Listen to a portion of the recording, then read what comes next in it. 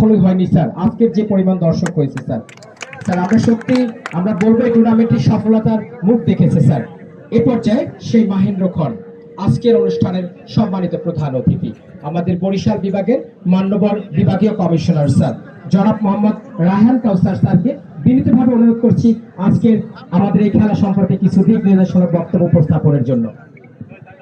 দিক নির্দেশনা থাকতে হয় খেলার আগে, কৌশল যা কিছু থাকে খেলার আগে। খেলা শেষ, এখন দিক নির্দেশনা নেই, এখন কিছু প্রত্যাশার খবর দিব।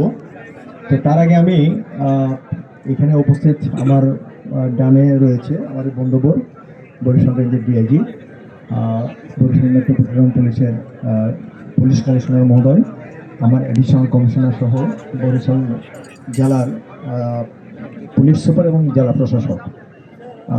এই সাথে রয়েছেন আমার সামনে প্রিন্ট এবং ইলেকট্রনিক মিডিয়ার কর্মীবৃন্দ, সকল দর্শক এবং আমার খেলোয়াড়বৃন্দ, আসসালামু আলাইকুম। আমরা আজকে যে খেলাটি দেখেছি